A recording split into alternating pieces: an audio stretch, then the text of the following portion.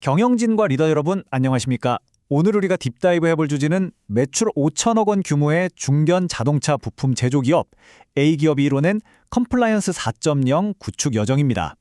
저는 오늘 이 치밀하고 체계적인 과정을 여러분께 입체적으로 해설해드릴 아나운서입니다.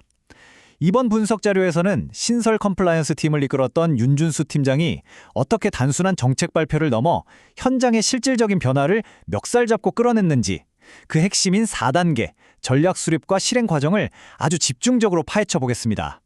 자, 본격적으로 들어가 볼까요? 기업 현장에 계신 분들이라면 아마 이 뼈아픈 질문에 다들 공감하실 겁니다. 리스크도 다 파악했고 정말 훌륭한 매뉴얼까지 싹 다 만들었는데 도대체 왜 그토록 많은 컴플라이언스 시스템이 막상 실행 단계에만 가면 흐지부지 실패하고 마는 걸까요? 직원들에게 법을 어기려는 악의가 있어서가 절대 아닙니다.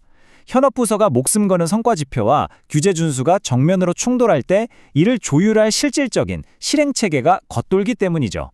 오늘 우리는 A기업이 이 지독한 딜레마를 어떻게 돌파했는지 그 명확하고 현실적인 해답을 확인해 보겠습니다. 오늘 살펴볼 내용의 뼈대입니다. 첫째, 성공을 이끄는 보고라인 구축. 둘째, 4단계 전략 수립과 실행의 핵심. 그리고 셋째와 넷째는 이를 실제 현장에 적용한 현장 주도형 산업 안전과 컴플라이언스 주도형 하도급 사례입니다. 마지막으로는 파트너로서 진화하는 컴플라이언스의 새로운 패러다임을 살펴보겠습니다. 먼저 1장, 성공을 이끄는 보고라인입니다. 모든 실행에 가장 탄탄한 기반이 되는 부분이죠. 윤준수 팀장이 본격적인 전략 수립 이전에 가장 먼저 공들인 작업이 있었습니다. 바로 독립적인 거버넌스의 뼈대, 즉 이원화된 보고 체계를 구축하는 것이었는데요. 일상적인 업무나 기본 결제는 경영지원본부장을 거치도록 두었지만 중대한 컴플라이언스 리스크가 터지거나 정기적인 현황 점검이 필요할 때는 곧바로 CEO에게 다이렉트로 보고되도록 판을 짰습니다. 이게 왜 중요하냐면요. 중간 관리자를 거치면서 사안의 중대성이 슬그머니 축소되거나 현업부서의 눈치를 보게 되는 치명적인 문제를 원천 차단하기 위해서였습니다. 이게 바로 실행력을 담보하는 첫 단추였던 거죠. 여기서 우리가 꼭 짚고 넘어가야 할 핵심 포인트는 바로 이겁니다. 진정한 컴플라이언스의 독립성은 그저 말로만 외친다고 생기는 게 아니라 이해상충 없이 당당하게 행동할 수 있는 권한에서 나옵니다. CEO 직속 보고 라인은 단순한 조직 도상의 얇은 선 하나가 아닙니다. 컴플라이언스 팀이 객관성을 잃지 않고 제대로 기능할 수 있게 꽉 물어주는 아주 강력한 이빨이었던 셈이죠. 이어서 2장 4단계 전력 수립과 실행입니다. 이제 진짜 누가 무엇을 할 것인가를 정할 차례입니다. 리스크 평가를 무사히 마친 A기업 앞에는 이제 치열한 실행이라는 숙제가 놓였습니다. 생각해 보시죠. 공장의 안전을 담당하는 부서와 원가 절감을 담당하는 구매팀은 일하는 방식부터가 완전히 다른 세상입니다. 이들을 하나의 시스템으로 묶어낸 해답이 바로 맞춤형 R&R 자기였습니다. 부서마다 돌아가는 생리가 다르고 목숨 거는 핵심 성과 지표, 즉 KPI가 완전히 다른데 어떻게 똑같은 잣대를 들이대겠습니까? 모든 부서에 똑같이 적용되는 원칙이라는 건 필연적으로 실패할 수밖에 없습니다. 부서 특성에 맞게 개입하는 방식을 아예 처음부터 다르게 디자인해야만 했던 거죠. 자, 그럼 구체적인 사례를 볼까요? 3장, 현장 주도형 방식이 적용된 산업 안전 파트입니다. 최전선 현장의 권한을 어떻게 강화했는지 보시죠. 산업안전, 특히 중대재해처벌법과 직결된 이 영역은 단 1%의 오차도 허용되지 않는 아슬아슬한 곳입니다. 당시 A기업은 화성, 아산, 구미 이렇게 세 곳의 공장을 두고 프레스와 용접 공정을 쉴 새 없이 돌리고 있었거든요.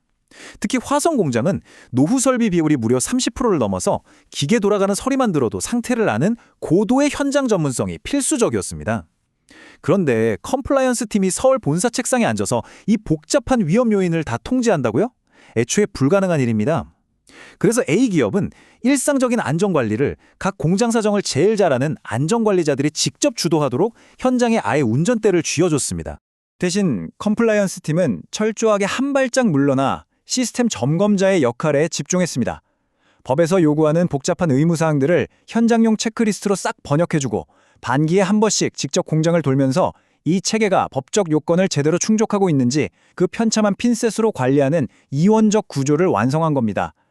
기술적인 전문가는 실행을 마음껏 뛰게 하고 컴플라이언스는 법률적 통제망이라는 튼튼한 안전벨트만 채워준 아주 현명하고 실용적인 접근이었습니다. 그렇다면 다른 부서는 어땠을까요? 4장, 이번에는 컴플라이언스 주도형 방식이 적용된 하도급 파트입니다. 공정거래를 위한 적극적 개입이 핵심입니다. 안전부서에서 구매를 담당하는 하도급 거래 영역으로 넘어오면 이야기가 180도 달라집니다. 왜 이 부서는 현장에 맡기지 않고 철저하게 컴플라이언스 주도형으로 통제해야만 했을까요? 앞서 본 안전관리자가 물리적 위험을 막는 사람이라면 구매팀 담당자는 철저히 원가 절감과 납기 준수라는 무시무시한 KPI를 쫓아가는 사람입니다.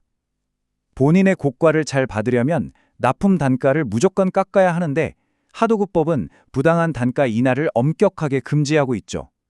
개인의 성과 지표와 법규 준수가 구조적으로 충돌하는 엄청난 딜레마입니다.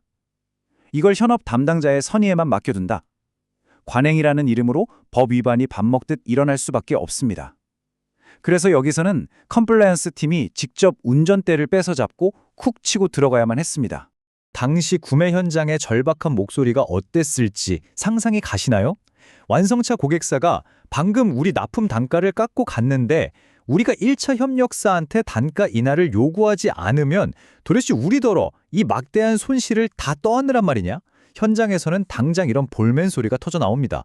원가 절감의 거대한 압박에 시달리는 실무자라면 누구나 토로할 법한 아주 현실적이고 숨막히는 상황이죠. 이때 컴플라이언스 팀이 뒷짐지고 무조건 안 됩니다, 불법입니다 하고 선을 그어버리면 어떻게 될까요? 아무것도 해결되지 않죠.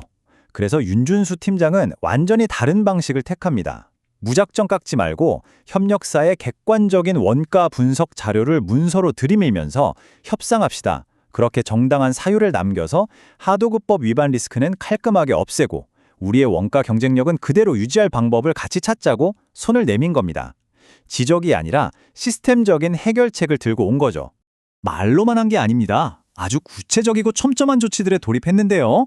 협력사를 처음 선정하는 순간부터 마지막 대금이 지급되는 순간까지 모든 접점을 쫙 매핑해서 전용 지침을 만들었습니다. 특히 일정 금액 이상 납품 단가를 변동할 때는 컴플라이언스 팀의 사전 검토를 의무적으로 거치도록 프로세스 자체를 뜯어 고쳤습니다.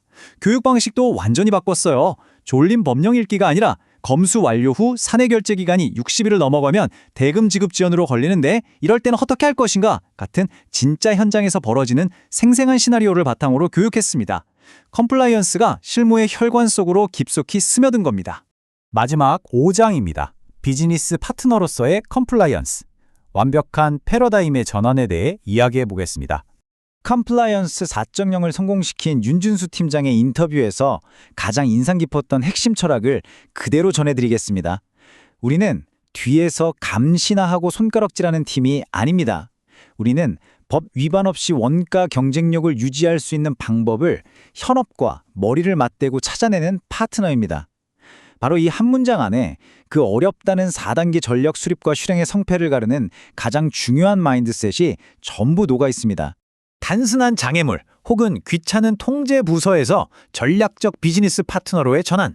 이것이 우리가 오늘 이 A기업 분석 자료에서 반드시 챙겨가야 할 단 하나의 핵심입니다. 성공적인 컴플라이언스 체계는 절대로 현업과 동떨어진 채 책상 물림으로 만들어지지 않습니다. 현업 부서가 밤잠 설쳐가며 고민하는 고충을 진짜로 이해하고 실무와 찰떡같이 맞아떨어지는 맞춤형 아레나를 설계하고 실질적인 문제 해결을 돕는 든든한 지원군이 될 때 비로소 그 거대한 시스템이 살아서 숨쉬며 작동하기 시작합니다. 자, 이제 영상을 마치며 여러분의 조직에 아주 묵직한 질문을 하나 던져보고 싶습니다. 지금 여러분 기업의 컴플라이언스 팀은 사고 터지면 문책하기 위해 서류나 뒤적이는 차가운 감시자입니까? 아니면 비즈니스의 치열한 생존과 눈부신 성장을 최전선에서 함께 고민해주는 든든한 파트너입니까? 오늘 A기업의 치열했던 4.0 구축 사례가 여러분의 조직 문화에 날카롭고도 신선한 인사이트가 되었기를 바랍니다. 이것으로 오늘 해설을 모두 마치겠습니다. 끝까지 집중해서 함께 해주신 여러분 고맙습니다.